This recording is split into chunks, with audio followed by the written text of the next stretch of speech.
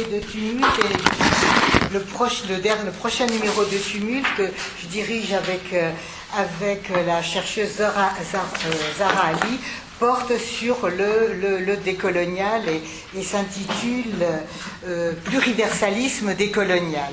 Et donc il n'est pas de question de subalterne ni de subalternité, mais je vais m'en expliquer. Alors ce titre, Adieu au subalternisme, est en fait une référence à un livre qui a beaucoup marqué les gens de ma génération. C'est le livre d'André Gorz qui s'intitulait Adieu au prolétariat, qui a été publié en 1980 et qui partait du fait de la transformation de l'organisation du travail, et du fait de cette transformation de l'organisation du travail, le prolétariat, ce qu'on appelait le prolétariat, si tant est qu'il ait pu encore exister à cette époque-là, ne pouvait plus, selon Gorz, jouer son rôle politique, c'est-à-dire son rôle politique de porteur de la lutte des classes et de sujet de l'histoire. Donc à ce moment-là, Gorz proposait une autre orientation beaucoup plus libertaire en direction de l'autogestion, et ce livre a eu beaucoup d'influence sur un certain nombre d'entre nous.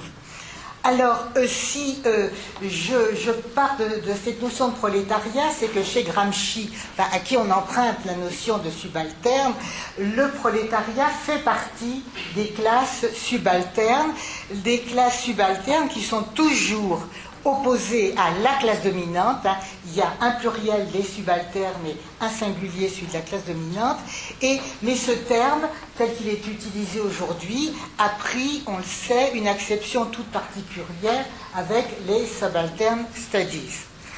Alors, je vais très rapidement indiquer quelques points de la manière dont, dans les subaltern studies, on désigne les subalternes.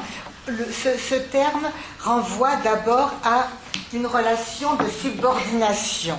Je me réfère ici à la préface de Ranajit Guha au recueil d'études choisies de Subaltern Studies qui a été publié à la fin des années 1980 avec une très belle préface d'Edouard Saïd. Donc, c'est une relation de subordination, c'est une relation d'infériorisation, et cette subordination et cette infériorisation, c'est une subordination et une infériorisation, écrit Guha, en termes de classe, d'âge, de genre, de caste, de fonction, mais c'est aussi une subordination dans une relation beaucoup plus générale entre, disons, le Sud global et le Nord global, ou l'Orient et l'Occident, on peut changer les termes, c'est-à-dire toujours dans une relation binaire. Alors, telle qu'elle se définissait, les Subaltern Studies se donnaient pour tâche, d'une part, toujours dans une référence à Gramsci, de mettre en évidence le discours hégémonique porté par les élites ou les dominants, et d'autre part d'en développer la critique. Donc je pars de cette définition, si vous voulez, pour la déconstruire. Alors, donc, mon premier point consiste à montrer que la subalternité ou les subalternes sont toujours définis à partir du dominant. Et cette définition est purement négative.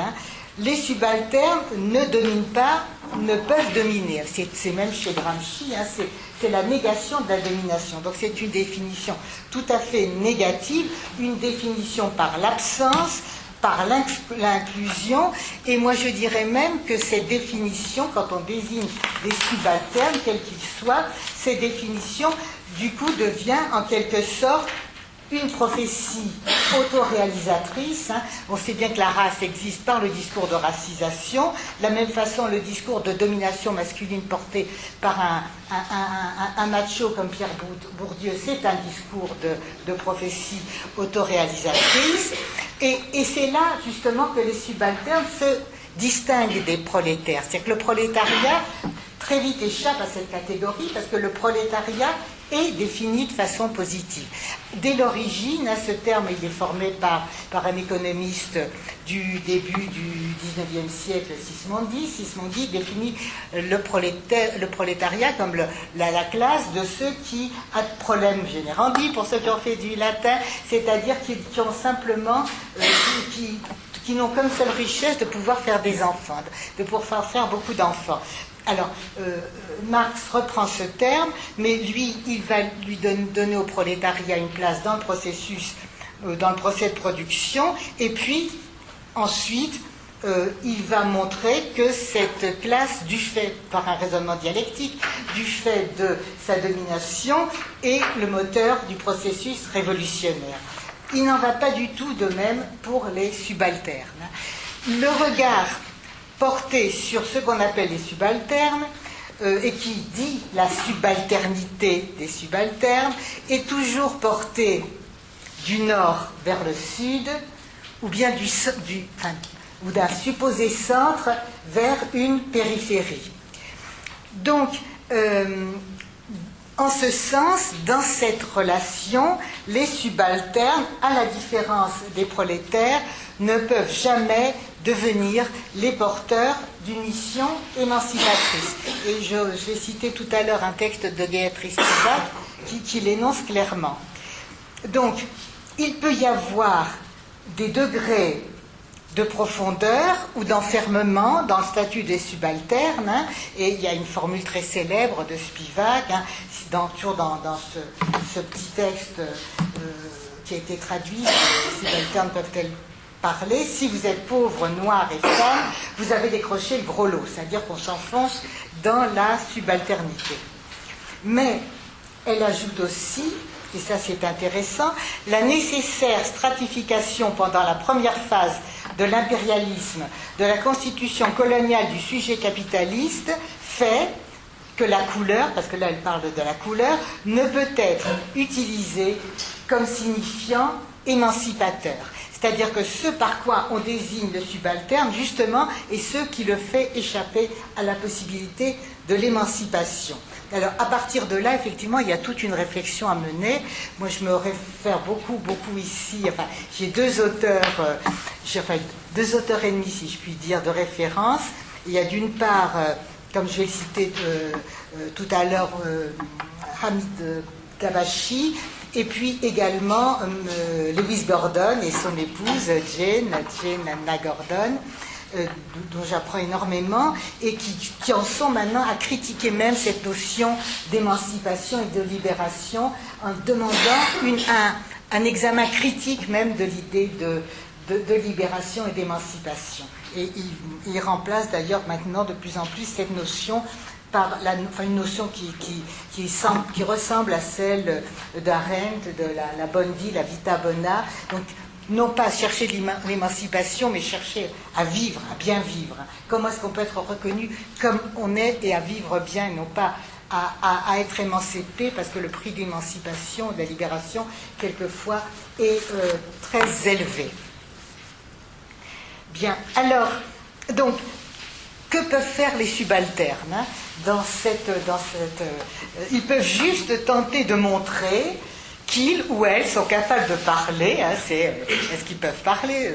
Est-ce que nous pouvons parler? Et finalement, si l'on suit Spivak, de parler aussi bien que les dominants, que les grands hommes blancs, c'est-à-dire Marx, elle cite Marx, Derrida, Foucault, Freud, Gramsci. Donc du moment qu'on peut en parler, et moi ce qui m'a fait rire ce matin, j'ai reçu une annonce pour un séminaire qui se tient demain ou après-demain de philosophie décoloniale, où il y a Guillaume Sibertin Blanc qui, au nom de la décolonialité, va faire un exposé sur un rancière lecteur de Marx. Alors là, je me marre. Là, franchement, je me marre. Mais bon, donc il faut montrer qu'on est capable de parler des grands penseurs dominants et de parler aussi bien qu'eux, mais également, comme elle le fait, et ça c'est beaucoup plus intéressant, de produire une critique radicale du sujet souverain, de ce qu'on appelle le sujet souverain, une critique en fait bien plus radicale que ceux qu'elle cite n'avaient pu le faire, donc elle montre quand même leurs limites, Et cette critique est radicale en ce qu'elle montre que ces différents penseurs conservent toujours l'Occident mâle en tant que sujet. Donc en tant que sujet agissant, sujet connaissant, etc. Et elle a, par exemple, elle cite et elle commente de façon très très intéressante un entretien qu'avaient eu Michel Foucault et Gilles Deleuze en 1972 sur les intellectuels et le pouvoir. Et alors elle note que dans cet entretien qui veut montrer à quel point les intellectuels s'impliquent contre le pouvoir, seuls les intellectuels, je dirais mâles et blancs, ont un nom. Alors, par exemple, il y a des militants qui s'expliquent, qui sont désignés, mais un militant est désigné, c'est même comme un Mao, ou bien le Mao. Mais il n'existe pas comme personne. Alors, des femmes, bien sûr, il n'en est pas du tout question. Alors, sur tous ces points, je suis, moi, la lecture faite par Habib Dabachi, dans un article que j'ai traduit, mais en le coupant beaucoup, mais il m'a permis d'autoriser à le faire, dans ce numéro de Tumult, où il y avait aussi un article d'Horacio, ce texte, moi, qui m'a fait réfléchir, je l'ai traduit, ça m'a tellement surprise, et puis je n'ai cessé d'y penser, continuer à lire ce qu'écrit Dabachi, et j'ai commencé à comprendre. Je ne suis pas subalterniste, écrivait Dabachi, s'expliquant avec son amie Gayatri Spivak et en montrant aussi c'est pas des limites de Saïd parce qu'il n'y a pas ça chez Saïd, c'est beaucoup moins fermé que chez Gayatri Spivak. Donc, alors il y a une version plus développée de ce texte dans un livre qui s'intitule Post-Orientalism, Knowledge and Power in Time of Terror, qui a été publié en 2009. Donc ça, c'est le premier point. Alors, c'est là que je rejoins un deuxième point aussi qui est en concordance avec les analyses de Dabachi et de Lewis Gordon, c'est-à-dire ce qui concerne la géographie coloniale. Parce que, évidemment, toutes ces oppositions nord-sud, orient-occident, etc., c'est de l'imaginaire, c'est de la géographie imaginaire. Et ça, c'est déjà le grand apport de Saïd, c'est d'avoir montré ce que ça avait d'imaginaire. Donc, le subalternisme comme pris dans une géographie coloniale. Les études subalternes restent donc tributaires de cette géographie à la fois imaginaire et normative qui fonctionne selon des schémas binaires, mais des schémas binaires qui sont toujours des schémas orientés et hiérarchisés. Bon, il y a le fameux livre de Boudimbe sur l'invention de l'Afrique. Donc, les espaces sont inventés. Les espaces sont inventés. On sait très bien, par exemple, qu'on a blanchi la Grèce antique, qu'on a fait tout un roman. Cette nuit, je pense que je devais penser à ce séminaire parce que j'ai rêvé d'Arendt et de l'opposition privée-publique. Pendant des années, j'avais enseigné ça aux étudiants, puis à un moment, je me dis, je ne peux pas enseigner quelque chose qui n'est pas vrai. C'est-à-dire qui n'est vrai que pour l'Europe du 19e siècle, mais qui ne fait pas sens, moi, sur mes terrains, par exemple.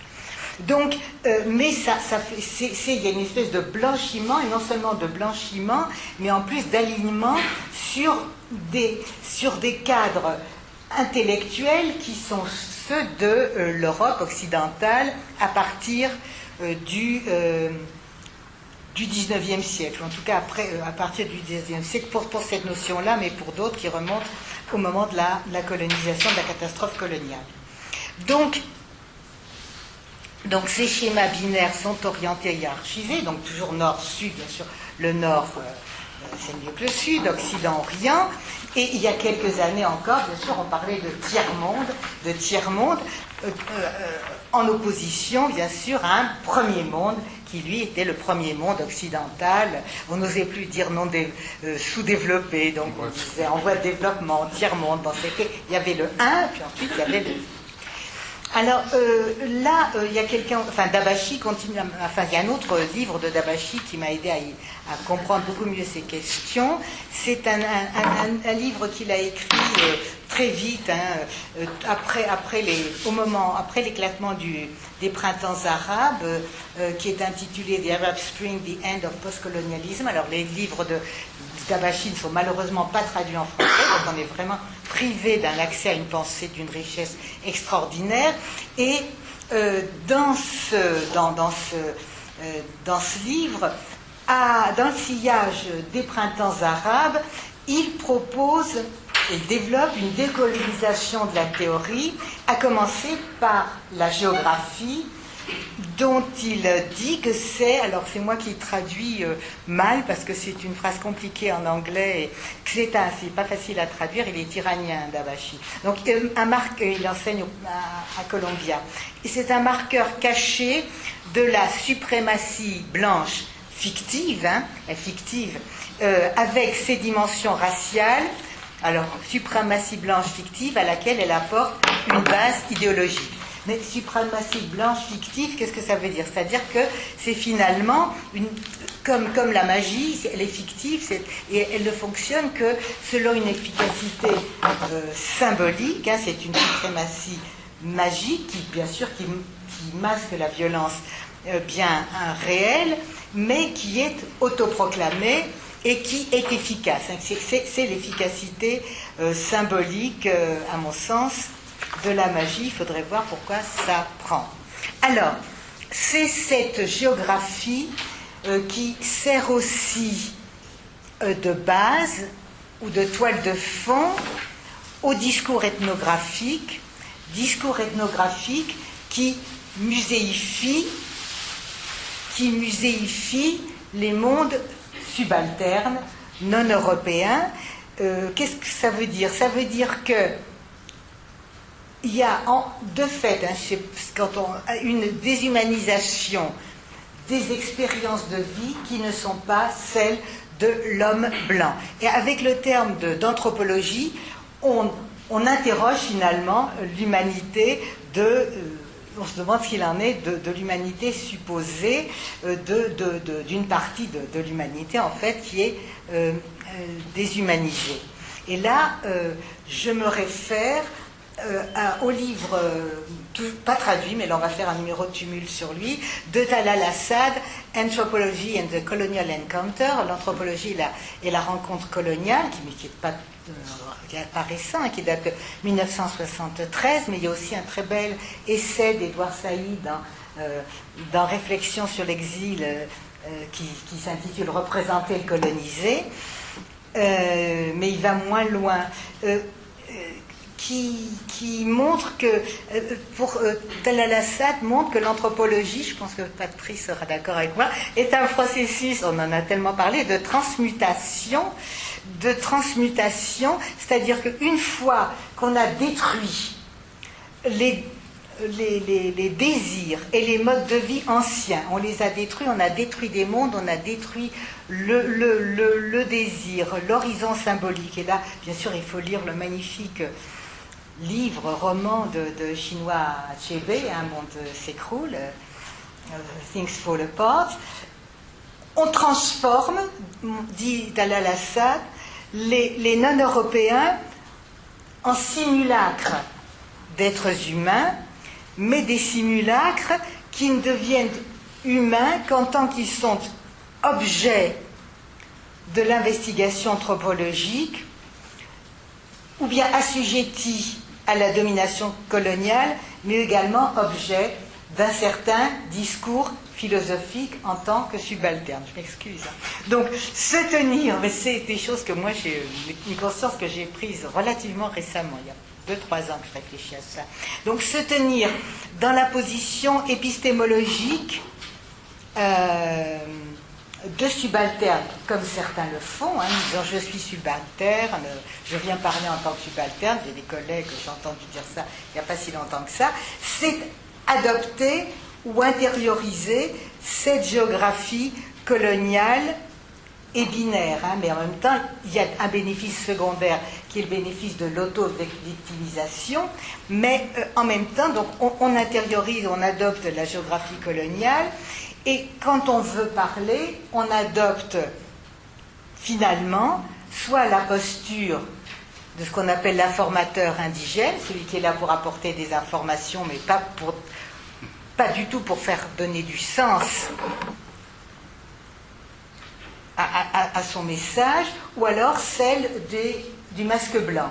Et là, bien sûr, je renvoie à la fois à Fanon, mais également à un très beau livre, toujours de Dabashi, qui n'a toujours pas été traduit, qui s'intitule Brown Skin's White Mask, peau brune, masque blanc, qui cette fois-ci s'en prend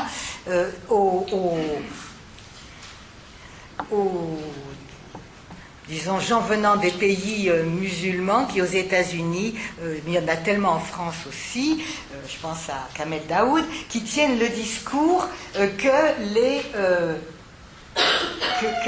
les maîtres veulent entendre. Hein. Alors, Dabashi reprend cette critique, il l'a fait à Spivak à propos justement de l'exemple qu'elle développe dans Les subalternes peuvent-elles parler, c'est-à-dire l'exemple du sati. Du sati, c'est le suicide des femmes, des veuves en Inde. Alors, Gayatri Spivak prend appui sur Foucault et sur un texte de Foucault sur les prisons pour énoncer que le processus colonial a permis de redéfinir comme crime ce qui était, selon elle, auparavant toléré comme rituel. Et à partir, alors Dabashi montre que c'est à partir d'un commentaire extrêmement amateuriste et pas du tout informé des lois de Manu, je ne sais pas comment on prononce, et que cette exégèse est totalement amateuriste et ne fait pas sens, et qu'au contraire, c'est tout à fait autre chose, c'est-à-dire qu'il faudrait comprendre que c'est la criminalisation du sati par l'impérialisme britannique qui l'a, du même coup, ipso facto, ritualisé. Qu'il a ritualisé, mais qu'il a ritualisé en rituel de résistance. Et là, Dabashi introduit un lien qui rompt avec les géographies coloniales, c'est-à-dire la géographie des territoires, si vous voulez, et la géographie de la raison, pour parler comme Lewis Gordon, puisqu'il met en rapport comme acte de résistance le sati, les grèves de la faim, les diverses violences suicidaires auxquelles on assiste dans les mouvements coloniaux ou dans les mouvements anti-impérialistes ou dans les mouvements révolutionnaires. Donc les immolations par le feu, par exemple, c'est une immolation par le feu, mais donc ce n'est pas spécifiquement féminin, c'est pas du tout un signe de victimisation des femmes, c'est devenu un rituel de résistance et c'est un rituel contre l'Empire britannique et l'auto-sacrifice est un acte de résistance. Alors, bon, c'est une hypothèse extrêmement intéressante parce qu'elle rompt totalement avec le regard occidental, alors surtout quand ce sont des femmes qui se font exploser, par exemple, ou brûler. Il y en a une, il n'y a pas très très longtemps, hein, qui s'est fait brûler vive au Maroc en signe de protestation politique et contre les conditions à la fois politiques et économiques auxquelles elle était, les gens en Tunisie, au Maroc. Bon, bien sûr, il y a tout à coup j'oublie son nom, enfin bref, il y a le fameux suicide immolation par le feu dont on dit qu'il a déclenché la révolution tunisienne, mais il y en avait eu beaucoup d'autres. Hein. Donc, là, au lieu de parler en termes de sacrifice, comme le font alors encore une fois les mâles blancs, on analyse cette fois-ci en termes de résistance de refus, d'insurrection, de révolution, c'est-à-dire de situations où finalement on accepte, on choisit de donner sa vie pour exprimer quelque chose. C'est un geste qui fait sens, hein, qui est pas dans l'absurdité. Alors, dans la troisième partie, je vais récupérer ton point d'interrogation, voilà. Donc, j'ai intitulé cette troisième partie « Adieu au subalternisme et après ». Bon, alors, si on renonce au subalternisme, où est-ce qu'on en est ? Moi, je pense que c'est à partir de ce moment-là qu'une véritable connaissance peut se former. Et j'ai une référence ici, qui est celle du livre que vous connaissez peut-être, de José Medina, « The Epistemology of Resistance », c'est-à-dire qui analyse, qui dit que, et ça je trouve que c'est une remarque absolument passionnante, l'expérience de l'oppression donne la possibilité d'aller au-delà du point de vue dominant tel qu'on le reçoit, d'en reconnaître les limites et les défauts, et occasionnellement de développer un point de vue alternatif, une conscience duelle qui ne soit pas engluée, comme disait Sartre, et même, dit-il, et moi j'aime beaucoup cette image, ce concept en forme d'image, une conscience kaléidoscopique. C'est le kaléidoscope, c'est cette espèce de jeu qui diffracte, c'est ce tube et on l'agite et il y a des tas de petits cristaux colorés et les formes changent, de tenir ensemble et de maintenir simultanément des perspectives multiples. Et moi je trouve, avant ça j'utilisais le concept de Benjamin et d'Adorno de constellation, mais je trouve que la conscience kaléidoscopique, c'est vraiment extrêmement intéressant parce que ça bouge tout le temps. Ça bouge tout le temps. Et c'est ce bouger permanent qui est très intéressant. Et Medina affirme, et moi j'en suis totalement persuadée, que c'est quand on est dans une position de non-dominant que véritablement on connaît. On connaît, mais on n'a pas accès justement aux moyens de faire connaître. Donc c'est pas... Bon, ça j'en suis totalement persuadée, et je trouve que c'est une idée extrêmement forte. Le tout, c'est de savoir comment on sort et comment on diffuse, mais on diffuse sur d'autres scènes, hein, dans d'autres lieux, d'autres manières. Donc la première idée qui me semble extrêmement importante, là, c'est l'idée de la multiplicité qui s'oppose au schéma binaire du subalternisme. Donc c'est une multiplicité, comme dans le kaléidoscope, en constante recomposition. Donc je crois que ça me paraît absolument fondamental. La deuxième idée, cette fois-ci, qui me fait revenir à Dabashi, c'est que, bien sûr, on ne peut pas perdre de vue la globalité, mais cette globalité, alors, Dabashi dit qu'elle est polyfocale. Moi, comme mes références en plus musicales, je dirais même polyphonique et dissonante, polyfocale et mouvante. C'est-à-dire qu'il y a une nouvelle topographie du monde tout le temps en train de bouger, qui ne se définit plus par rapport à l'Europe, hein, qui se définit autrement. Et là, le dernier livre de Dabashi, qui est un recueil d'articles plein de passion, qui s'intitule... traite de ça, qui s'intitule Can Non-Europeans Think? Est-ce que les non-européens peuvent penser? Et ce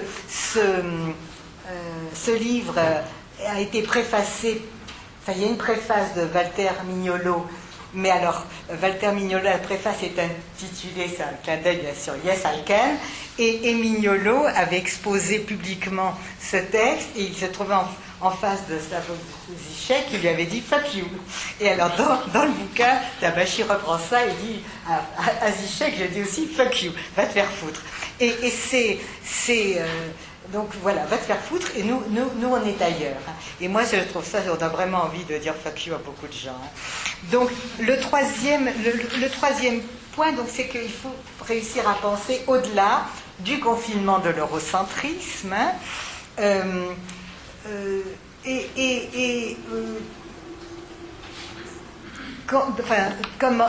comme être au monde cosmopolite, mais penser en faisant valser, si vous voulez, toutes les toutes les frontières disciplinaires. Lewis Gordon parle de décadence disciplinaire.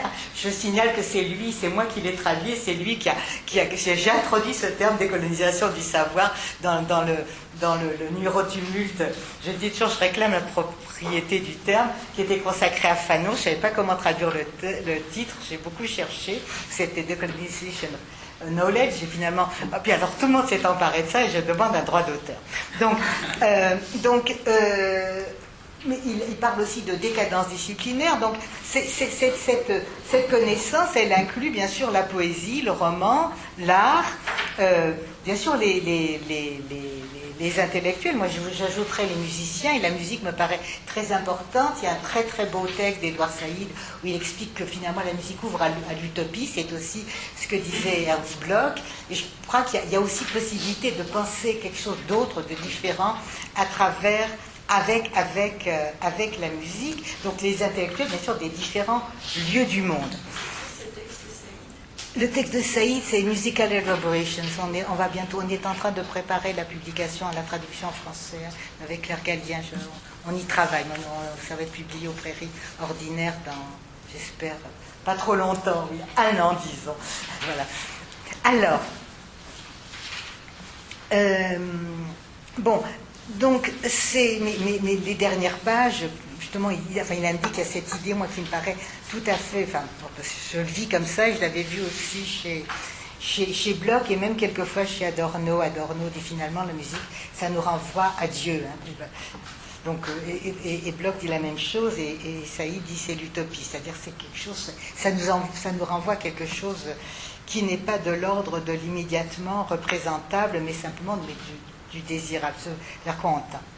Alors, le 4e point, c'est que là j'arrivais au small place, c'est qu'il faut, au lieu de parler des subalternes comme d'un atout, il faut au contraire prendre en compte l'extrême diversité des lieux réels ou symboliques, et être capable de se déplacer sur d'autres scènes, et prendre au sérieux d'autres règles du jeu que celles auxquelles on joue. Pas considérer que ces règles du jeu, refuser comme Madame Le Pen de se mettre un fichu sur la tête en allant voir le moufti à Beyrouth. Voilà, on dit qu'il n'y a que ces règles du jeu à soi qui soient les bonnes. Donc, alors là, moi, ce qui m'a aidé énormément, qui m'a fait avancer, ce sont mes amis et collègues de la Caribbean Philosophical Association, parce que avec eux, j'ai découvert l'intérêt et la richesse de la notion de small place. Je ne sais pas comment ça se traduit, de petits endroits. Petit quoi, c'est les toilettes, donc ça ne va pas. Les petits endroits, c'est en fait le titre d'un texte magnifique, de Jamaica Kincaid, Small Place, je ne sais pas si ça a été traduit, qui a été publié en 1988. Jamaica Kincaid, elle écrit le plus bel anglais que moi j'ai jamais lu. Je veux dire, c'est une langue absolument magnifique. Elle parle de l'île où elle habite, je ne sais pas si c'est l'île où elle est née, qui est l'île d'Antigua, alors qui a toute une histoire, parce que c'est Saïd, quand il parle de Jane Austen, de Mansfield Park, il parle d'Antigua, dans le futur impérialisme. Donc en fait, Small Place, ce sont ces toutes petites îles des Caraïbes, qui peuvent être, mais c'est un des lieux, mais il n'y a pas de lieu privilégié, un des lieux à partir desquels on peut penser autrement, et en particulier former le concept, comme Jane Gordon, de créolisation.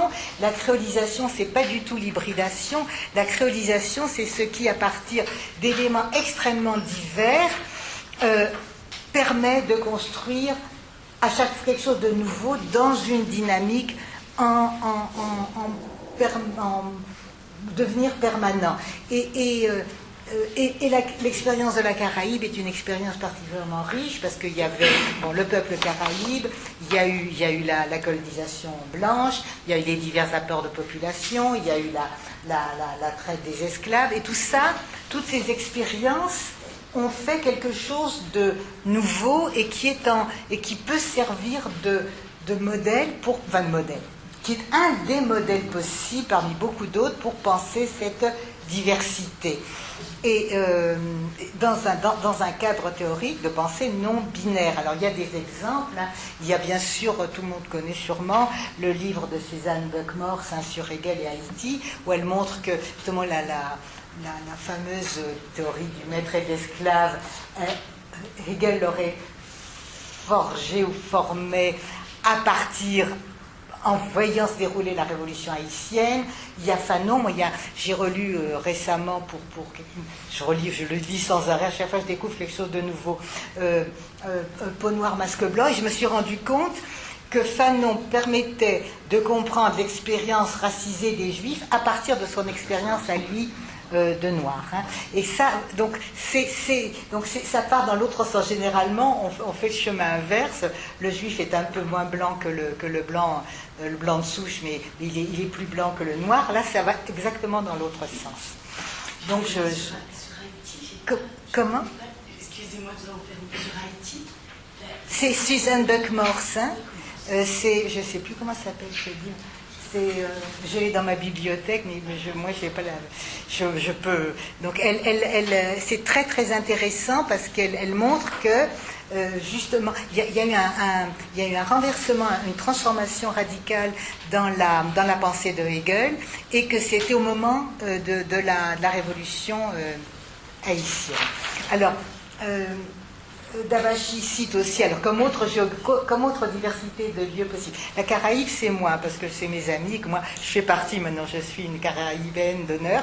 Donc, José Martí, hein, le grand poète cubain, qui lui a une Amérique, mais c'est son Amérique, c'est pas l'Amérique des États-Unis, hein,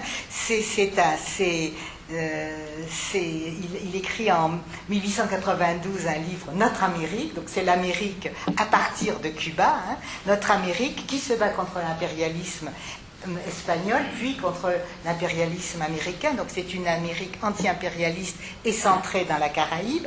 Il y a quelqu'un d'autre aussi que cite Dabachi, c'est Ibn Khaldoun, hein, le grand penseur Ibn Khaldoun, dans la Mukaddima, et qui analyse et qui développe un modèle compréhensif, explicatif du devenir des sociétés, des systèmes politiques. Et selon Hamid Bezarslan, que j'ai entendu, que je connais, qui a très très bien, avec qui on est intervenu très récemment, il montrait, dans un de ses livres récents, il montre que justement le modèle khaldounien peut parfaitement s'appliquer à la situation actuelle de l'Europe. C'est-à-dire un modèle qui a été constitué au XIVe siècle, oui, et dans le monde arabo-berbère, disons, à propos de l'effondrement de l'empire arabe, hein, peut parfaitement rendre compte de ce qui se passe en Europe aujourd'hui. Donc, on peut parfaitement penser le Nord, non pas le provincialiser, mais le penser d'ailleurs avec des catégories intellectuelles venant d'ailleurs. Alors, du côté des Européens, je vais bientôt terminer, bien sûr, il faut cesser de se prendre pour le centre du monde et le seul producteur de normes et de sens. Abandonner, alors Dabachi me fait plaisir, parce qu'il parle en yiddish, il dit la chutzpe, c'est c'est intraduisible, hubris, comme disent les Grecs, c'est une espèce c'est péter plus que son derrière, comme on disait. Donc, entrer dans un processus véritablement réflexif, c'est-à-dire de prise de conscience de soi. Akil Bilgrami l'a bien développé Akil Bilgrami, c'est un élève de Saïd, dans un livre qui s'intitule Self-Knowledge and Resentment. Donc, on sait on parle beaucoup de l'espèce de surdité et d'aveuglement des blancs dominants par rapport à leur propre situation de blanc. Donc, il faut rompre avec cette surdité, avec cet aveuglement, finir avec cette illusion, c'est-à-dire considérer que soi-même, enfin, se prendre soi-même pour objet, et surtout prendre conscience de la place à partir de laquelle on énonce ce qu'on énonce. Bon, alors je vais en arriver à ma conclusion. Donc, cet adieu au subalternisme, simplement très très rapidement. Hein, je retrouve Fanon, comme toujours. Donc, c'est celui qui énonce Fanon, bien sûr, dans la conclusion des damnés de la Terre. Il dit quittons cette Europe qui n'en finit pas de parler de l'homme, tout en le massacrant partout où elle rencontre, etc.